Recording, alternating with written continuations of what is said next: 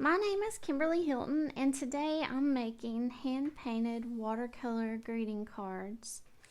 And I just finished making this one, and this was from a little watercolor cotton candy sunset that I painted a few days ago, and it was on a piece of paper like this, and I just cut out the size that I needed to put on one of these little note cards, and this is just a 4 by 5.5 inch note card sheets that are flat like this, and then you just fold them. And I cut out the size that I needed, and I think it was 3.5 by 5 inches is what I cut out. And then I used this double-sided adhesive tape. Now I would recommend that you use archival tape if you're want it to last. So this is just what I had. I've had this for a long time, so I thought I could use that up.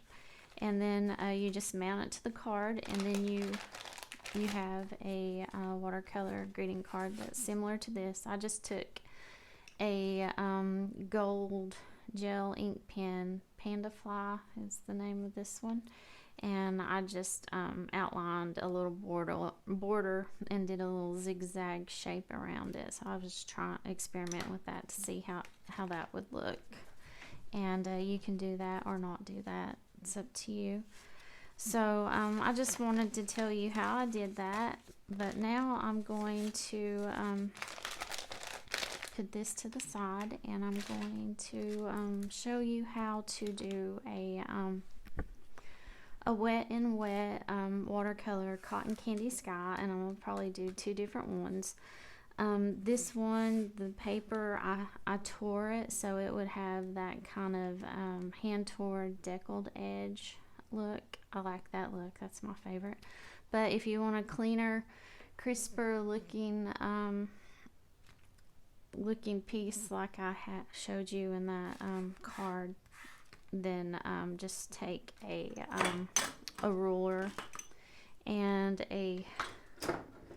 like a box cutter or something with a straight edge like that, and just cut out, and use a mat board if you have it. If not, use cardboard underneath to protect your table. But and just cut out your the size that you need for whatever size card you're making.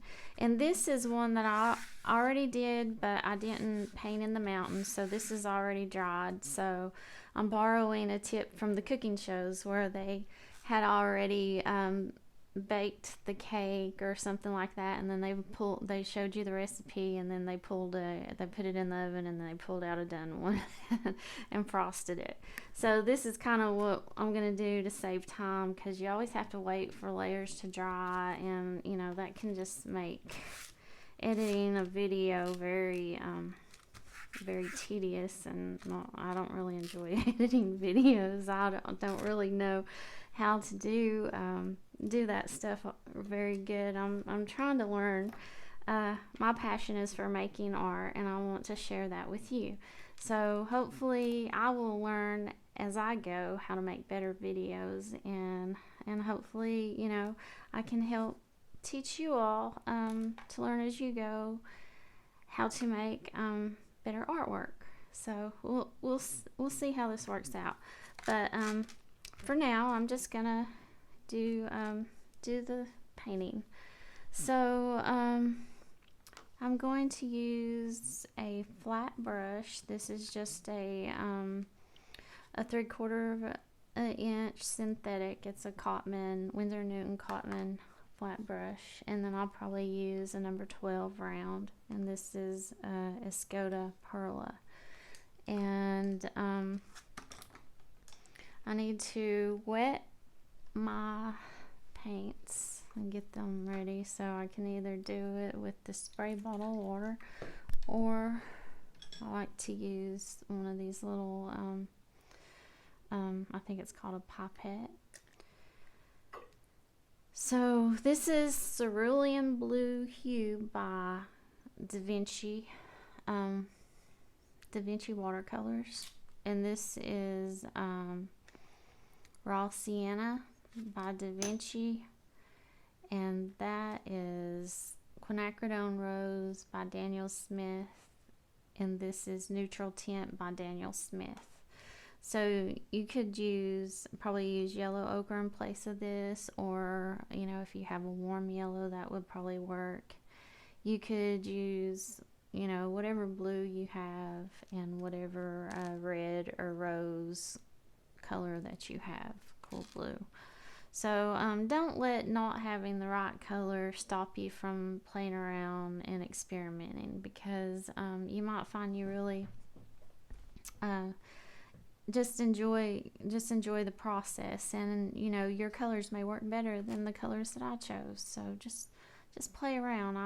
I like to use triads of 3 different colors, and I usually pick some sort of red and some sort of blue and some sort of yellow, and I just play around until I see the colors that I like. But I think these colors work really well for a sky.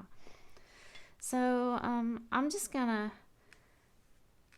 go ahead and just wet the page with just clean water, and make sure the page is wet. And working on these small little cards,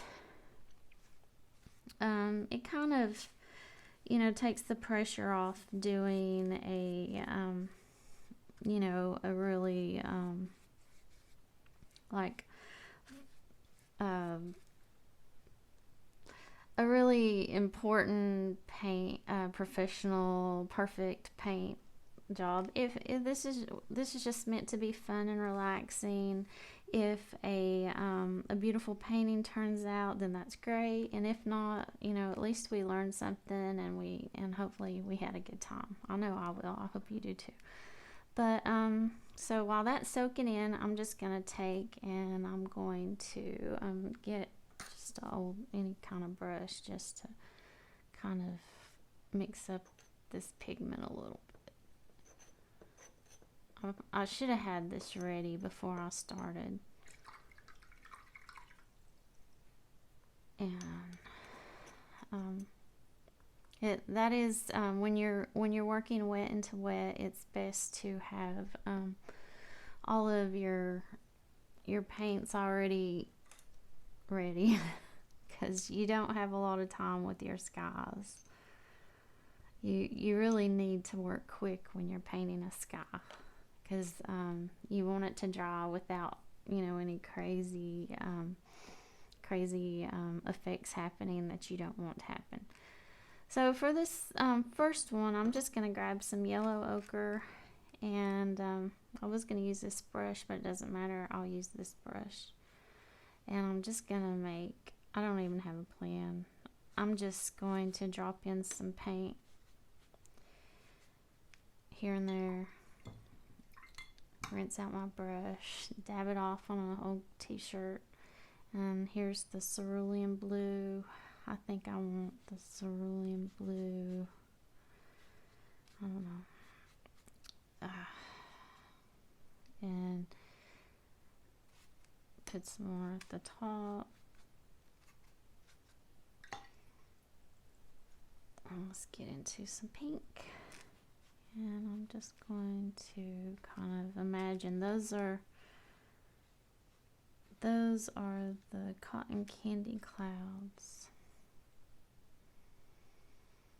And you can paint the whole thing, because we're just going to cover that up with the mountain or something. Now I am going to switch to this other brush. I'm just going to darken where I want the blue to be darker.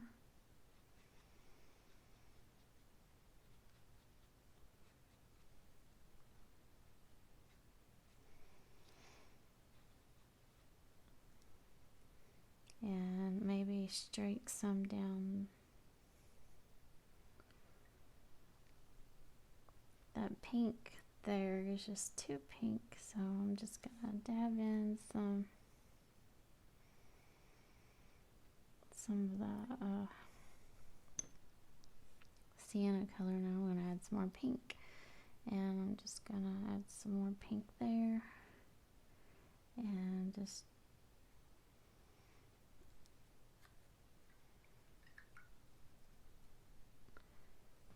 now if you want to, you can take a paper towel and you can roll it up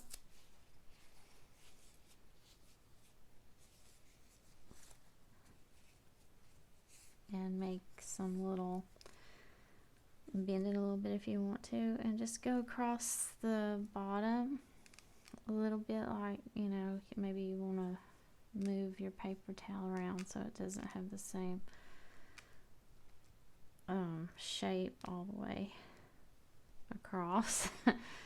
And then you can put that away, and you can take a paper towel and just wad it up, and you can dab into your other clouds and kind of lift some of that paint and kind of make some little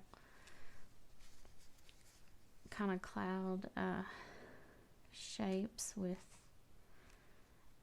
that. And if you want to go back in with more blue, you can just dab some blue in, just darken that up a little bit if you want to. And I'm going to be getting out of this one real quick because I don't want to overwork it, or things to do anything that I don't really want them to do. It's almost starting to dry. I'm gonna warm the bottom of that up just a little.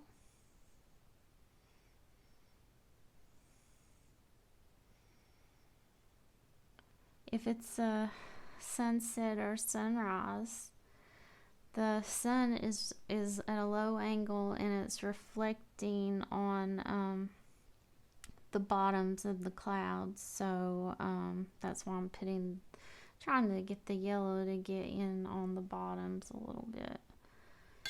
Okay, so it looks like this is just kind of all merging together a little bit. Now, dab that out. You can go back in after this is dry, wet it again, and just rework it.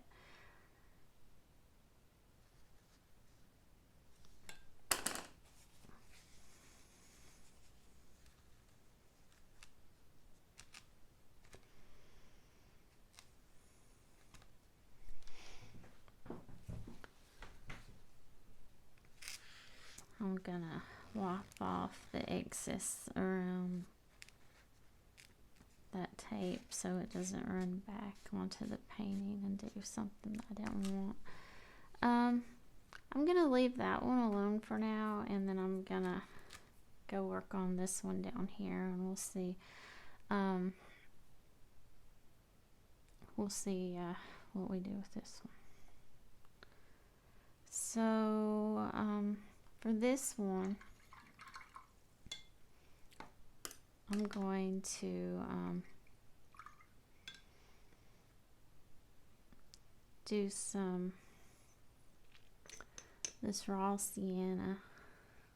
I'm just going to do a graded wash, and I'm just going to pull the raw sienna up, and then I'm going to take this cerulean blue and I'm going to put it up at the top and just bring it down and kind of just blend it. With these two colors, it's not bad to produce green, so you kind of have a yellowish color in your blue, and you're not really, you see how I just mixed them and it didn't really turn a green, maybe just slightly down here, but that's not a problem. Now, since I did that, I'm going to take some of this cotton candy, well, this pink color, and just drag it through.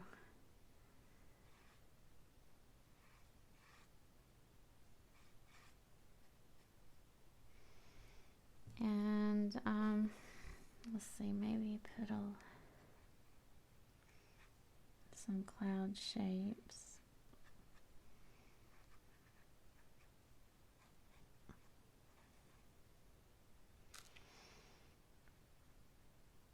You can make clouds are usually bigger overhead. If you look straight above you, the clouds are a lot kind of bigger and fatter. And then as you're looking out toward the horizon, the clouds are farther away, so they look smaller. So when you get closer to the bottom of your page, just kind of let your clouds kind of get smaller, and then kind of align as they go toward the horizon.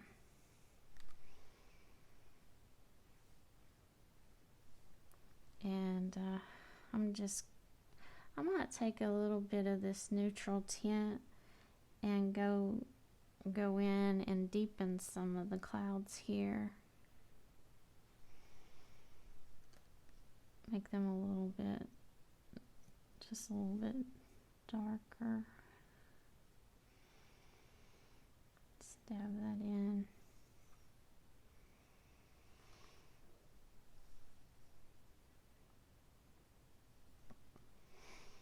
And then you can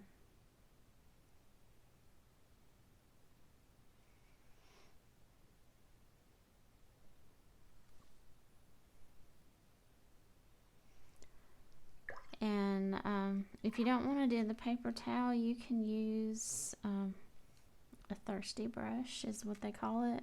You just rinse out your brush and then dry it on a piece of cloth, and then you can just go back in and just lift some of that paint. So that's kind of what I'm going to do here.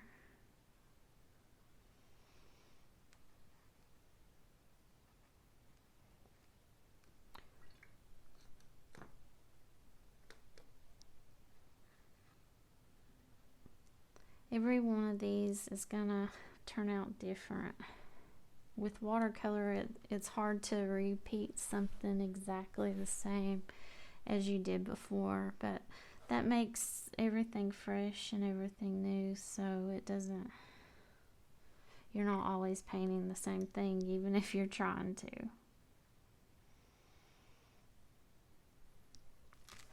And now I'm gonna take a little paper towel and I'm just gonna dab out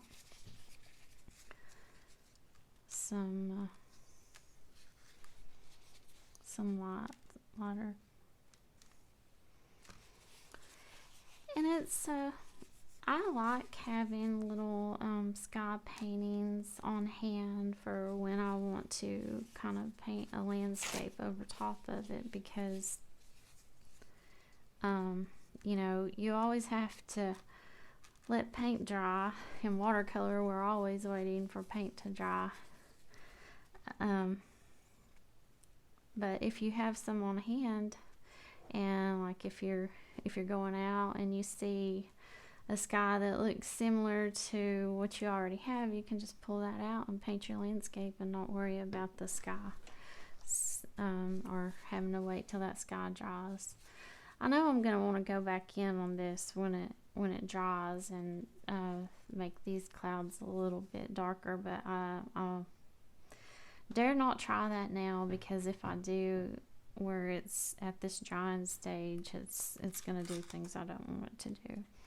So once this is dry, I'll come back to that, but I'm just gonna set that aside and let that dry, and then I'm gonna work on this one that is already dry, and I used the same colors for this that I just used for that one. So I'm just gonna put a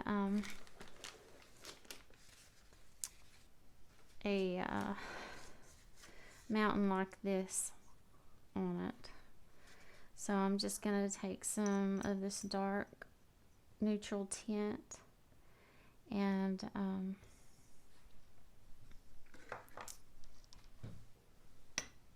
I'm just going to go over it in a mountain shape. So I want my mountain to be low. This is not really about the mountains, it's about the sky. And I'm just going to drag that color over the page, and that's, you know, it's pretty easy. Where the sky was painted underneath, it shows through a little bit, but it just gives the mountain you know, a little warmth to it, and it's reflecting the sky colors. Now if you want to lift out some highlights, you can just take a brush, and a thirsty brush, rinse it, dry it, or just, you know, dab it dry, and then just, this is where the sun is, so I'm just gonna imagine that it's hitting this mountain like right here, and then it might be hitting on some mountain over here, and I guess that looks like mountains in the background. And it doesn't have to be any particular scene, it can just be you know, any old mountains, or if you want to make it look like a mountain where you're from, then you can just make that shape. Now the mountain that's going to be closest to you, you can go back in and make it the darkest one, so you know, you have a more sense of depth in your painting.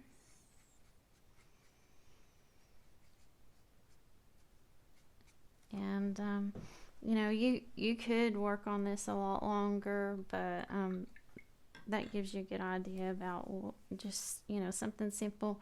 This painting's not about the mountains, it's about the sky, so the mountain would be in silhouette anyway, so that's all I'm gonna do. And when this dries, I'll initial my name, since it's such a small piece of paper. It's better to wait till it's dry before you remove the tape, but I just wanted to give you the full effect of how it will look once it's dry. It may dry a little bit lighter. So so that's how it's gonna look, and then you'll just cut it out and mount it to a card, and you have a little card. So now since I'm trying to do all this in one video, and I don't want to stop it, because then I'll have to try to edit it and put it together and all that. Just, I tried to make a video yesterday and I had a terrible time. I spent hours trying to edit it, and then I couldn't get it uploaded because it said my storage was full, and I didn't really understand, and I started deleting stuff. I deleted all kinds of stuff and it still wouldn't let me, so I just got aggravated and I deleted the video. So today I'm like, I'm gonna do a shorter video and just try to do it in one go, so I don't have to do no editing. So if you're watching this, I didn't edit any of this. This is all real time. So what I'm gonna do is just try to cut this off real quick, because I don't want this video to be too long. And I needed it to be, let me see how big this one is. It was 3.5 by 5. So the cool thing about these mats is you can use the lines on them. I need to put this somewhere. Okay, you can use the lines on them to measure. 1, 2, 3, 4, 5. Okay, I was checking to make sure that was the dry one because I don't want to be cutting on wet paper. So you just use the lines and press down on your ruler. Make sure your fingers are not near the blade. You might have to go over it another time. And always cut away from yourself. Unlike what I'm doing right now.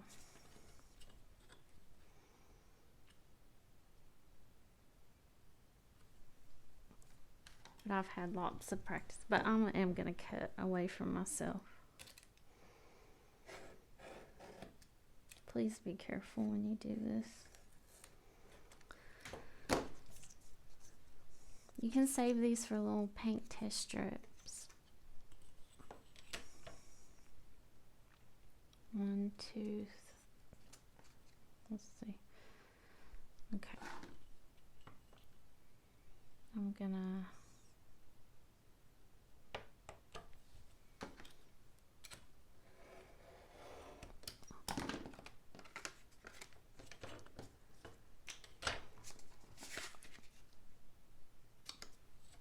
and then it's 3 1/2, so the half is right up there. This cutting mat, I bought it when I was taking a bookmaking class in school, and this has been like one of the best purchases I've ever made. I use it all the time. It's great for cutting paper, and if you like to make your own sketchbooks and stuff like that, it's really handy. So here is the little card, and if you wanted to, and I did with that one, I measured it and tried to get it centered right, but for the sake of time, I'm not going to measure it. I'm just going to tape it down, and then we'll call this video done. So turn it over and just take a little piece of this tape, cut or tear it off.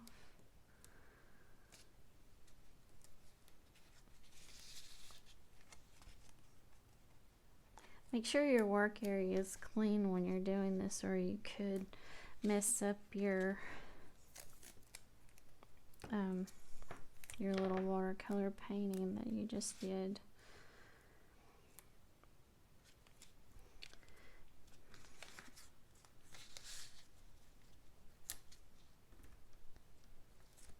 It would have been better if I had some scissors, but I don't know where they are right now. Then you just, after you put it down, sometimes it's kind of hard to find that edge when you're pulling it up. If you didn't have the tape, you could use glue. I would recommend, if you do use glue, to get the kind that's meant for paper or bookmaking. So I have one strip on both sides, and I'm just gonna hold this here, and I'm just gonna eyeball it, and hopefully I get as close as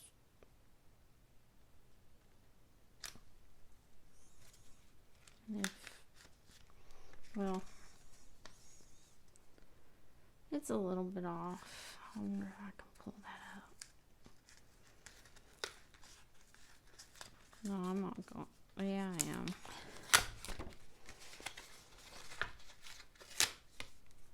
I burnt that card a little bit, but I think this will cover it up. Hopefully I'll get it straighter this time. Okay.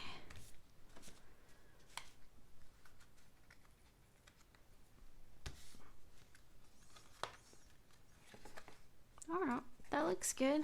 I like it. And if you wanted to, you could, you know, put a piece of cardstock paper underneath that, or use a different color card if you wanted it to have a different color. Or you can draw an outline, whatever you want to do. And so there's the little envelope. Oh, and before I forget, it's very important to sign your work. So it's kind of lighter on this side, so I'm just going to take, this is a waterproof ink. It's Faber-Castell Pit Artist pen. And I'm just going to initial this with KH and then 21.